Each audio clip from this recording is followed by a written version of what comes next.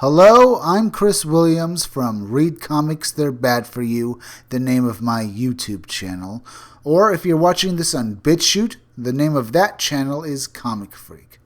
Today we're going to be talking about 8chan users are moving to Discord, where your kids are playing video games. My, how the worm has turned. People have warned Discord because of them banning people and basically making it harder for conservative voices to be heard, that the boomers and the SJWs would eventually come for them as well. People in favor of free speech warned Discord that they would be under attack soon if they were to follow through and ban people from the site. But no, they decided to follow the money, or at least where they think where the money is, and listen to the SJWs, as well as boomers who have, been misinformed and told by others that Discord is a site for alt-right extremists. Now, the article goes like this. Is this 8chan Discord? Asked an anonymous member of the gaming chat application. Discord, the member was searching for the new home for the 8chan online community, known for its extremist content. Here you can see this is basically just lies here. There's not just extremist content in 8chan. People go there to speak their free minds. No, it's a plush Discord for people who use 4chan and 8chan, replied a regular Discord user. Dan, I'm fruitlessly searching for where 8chan refugees have flocked to, but there isn't much. Even the onion thing is down. They're basically talking about the different places you can go to. Another way to look at this part of the article is basically saying that extremists are flocking to Discord, and that they're looking for any other place to go as well. At least that's what I'm getting out of this thing. Either that or they're basically a commercial for Discord. But it doesn't really come off as that much better, I'd say. Continuing with the article, several members of the Discord chat group currently called 4chan Plush Lou joined the discussion to explain that due to high levels of scrutiny, new members had to be vetted first. Some Discord groups frequently change their name, making the discussions difficult for non-members to monitor. The comments touched off a widening discussion about what constitutes an authentic replacement for 8chan, a site where users encourage others to embrace infamy and which has been linked to a number of mass shootings. 8chan owner Jim Watkins has stated he will keep the site offline until he can talk to Congress about the site's future. The House Committee on Homeland Security has requested he appear to address the proliferation of extremist content on 8chan. This is all just a lie. There wasn't just extremist content on 8chan. It was a place where people could discuss openly and freely about their feelings and what they were interested in. And if we go on, Discord, a social media service that allows users to chat in private groups, launched in 2012 and was developed specifically for video game players. As of May 2019, Discord had been over 250 million users, including children and teens, and it's valued at nearly $2 billion. Unlike Instagram or the like, Discord lacks a central news feed. Instead, users are clustered into private or semi-private groups that are typically accessible by invitation. Discord shares many of the same features that attracted users to 8chan, including anonymity and the ability to tuck toxic conversations into private channels. Much of 8chan's appeal was that the website was easy to access and hosted dozens of unmoderated subgroups. Basically, the article says it ranged from toys to video games to threats of violence and anti-Semitism. The writer of this article is a bot shill, or at least comes out of it for the SJW community, and doesn't seem to actually value free speech, because that's what it comes off here when he goes after a bunch of people who all they wanted to do was enjoy video games, even though a few bad eggs might have gone a bit rowdy. He's talking about it like it was a breeding ground for the new Nazi Fourth Reich. Going further, Discord has similar features that allow users to quickly toggle between discussion groups, and many of these groups referred to as Discord as servers focus on benign topics like tips for playing Fortnite and Minecraft, but more disturbing discussions can be found there too.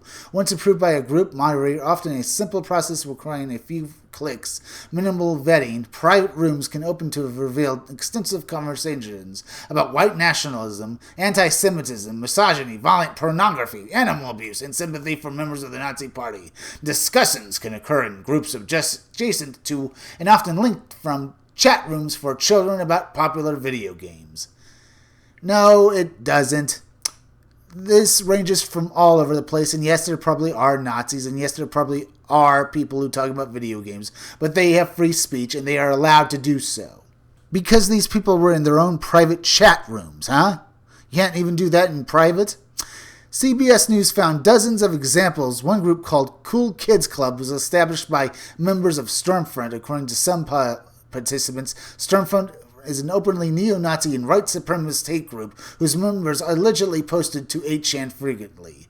And apparently they like to compare themselves to Albert Spencer, a Nazi who was tried at Nuremberg. Oh, of course. You know, it doesn't matter. This is what these guys were doing in private, huh? And there were still people playing video games and getting information off this site, huh? Everyone was using it for their own private purposes. You don't have any right to judge them for it.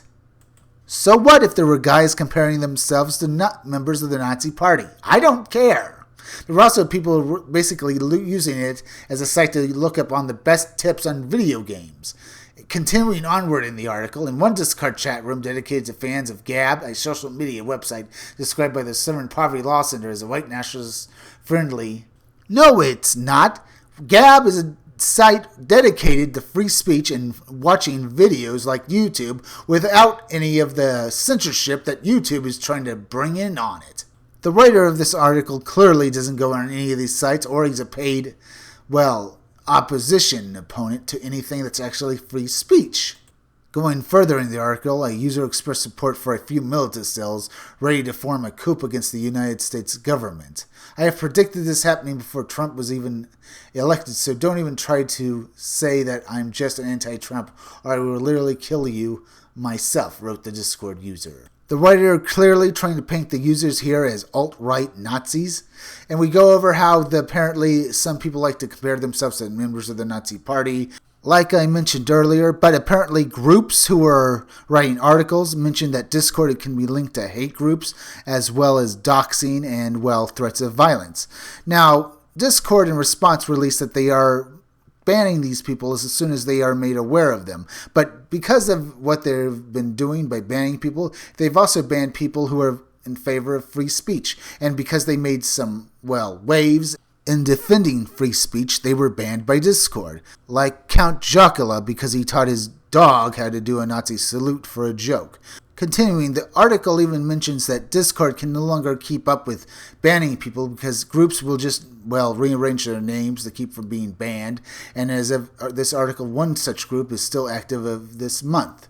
In a statement provided to CBS News on August 19th, a spokesperson for Discord said, "It's just one of those things that companies release when they make statements about how their policies are basically used for protecting the free speech of others, even though they are taking away the free speech of people who use their sites, like Count Jocula, who's been banned from various sites because of it."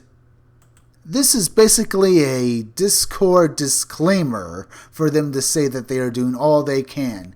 Trust us, don't leave our site. We're basically banning these alt-right Nazis everywhere we go, including banning people that have done nothing but say they, defend free speech. And to further deflect, they even say only a tiny amount of their users make any of these violations on their site.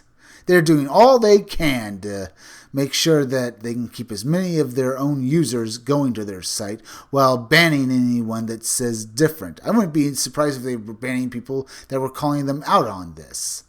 This site deserves all the hate it gets because Discord constantly belittles its own user base and, bans anyone who was actually trying to help them. Now, if you like this video, subscribe. Make sure you are subscribed because YouTube is going around unsubscribing people. If you're watching my videos but you have not subscribed, just subscribe to me. Subscribe to me on YouTube at Read Comics, They're Bad For You. Then go over to BitChute and subscribe to Comic Freak, my BitChute channel. Hit that bell for notifications, hit that like button, and leave some comments down below. And also, could you please share this video, share it on Twitter, and share it on Facebook, because YouTube is no longer promoting their creators' videos anymore. Also, keep checking back in future videos for more information on my own upcoming independent comic book, Scumdogs. I'm Chris Williams, and I'll be back again tomorrow with another video or review.